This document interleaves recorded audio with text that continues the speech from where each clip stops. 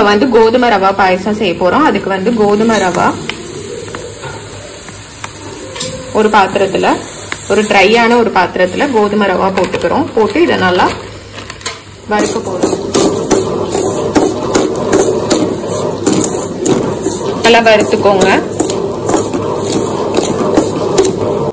ரொம்ப ஃப்ரை பண்ண வேணாம், கொஞ்சம் லைட்டா அந்த ஸ்மெல் வரணும் உங்களுக்கு, அந்த அளவுக்கு ஃப்ரை பண்ணுங்க போதும்.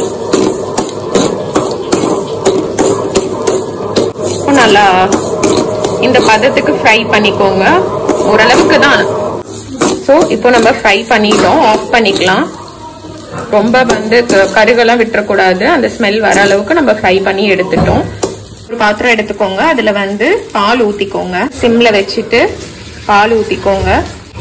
இப்போ பாலை நல்லா காய்ச்சிடுங்க,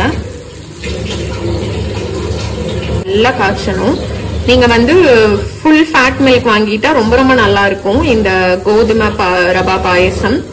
நான் வந்து ஃபுல் ஃபேட் மில்க் வாங்கல, நார்மல் மில்க் தான் வாங்கியிருக்கேன். இது வந்து டோன்டு மில்க், ஆனா இதுலயே நல்லா இருக்கும். ஃபுல் ஃபேட் மில்க்னா ரொம்ப ரொம்ப டேஸ்டா இருக்கும்.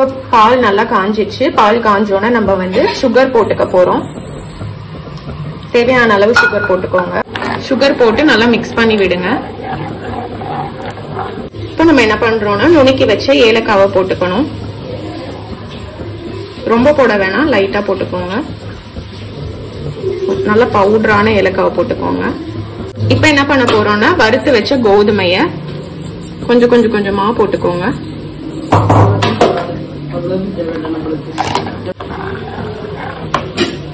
கோதுமை போட்டாச்சு, நல்லா மிக்ஸ் பண்ணி விட்டுக்கோங்க. நிறைய கோதுமை ரவை போட வேணாம், ஓரளவுக்கு போட்டுக்கோங்க, இல்லைன்னா பாயசம் மாதிரியே இருக்காது, ஹல்வா மாதிரி ஆயிடும். ஸோ இப்போ நம்மளுக்கு இது ரெடி ஆயிடுச்சு. இதுல வந்து முந்திரி பருப்பு, திராட்சை எல்லாத்தையும் வந்து நெய்ல போட்டு வறுத்து ஊத்த போறோம். ரொம்ப டேஸ்டா இருக்கும். கொஞ்ச நேரம் அப்படியே சிம்லே கிடக்கட்டும், பிகாஸ் ரவாலாம் நல்லா வேகணும். ரொம்ப வேக விட வேணாம், ஓரளவுக்கு இந்த பதத்துல இருக்கு. இன்னும் கொஞ்சம் வேகட்டும். நல்லா கொதிக்க ஆரம்பிச்சிச்சு. ஸோ ஆஃப் பண்ணிடலாம். ஆஃப் பண்ணிட்டு இறக்கி வச்சுட்டு முந்திரி திராட்சை எல்லாத்தையும் வந்து பொரிச்சுட்டு உள்ள ஊத்திடலாம் நெய்யோட. முந்திரி திராட்சை எல்லாம் எடுத்துட்டோம், எடுத்துட்டு பொரிச்சுட்டு உள்ள ஊத்திடலாம். இறக்கி வச்சுட்டோம், இறக்கி வச்சதுலதான் இப்போ ஊத்த போறோம். இன்னும் கொஞ்சம் முந்திரி எல்லாம் பொரியிட்டோம். இப்போ இதை நம்ம பாயசத்துக்குள்ள போட்டுக்கலாம். இதை நம்ம பாயசத்துக்குள்ள ஊத்திக்கலாம்.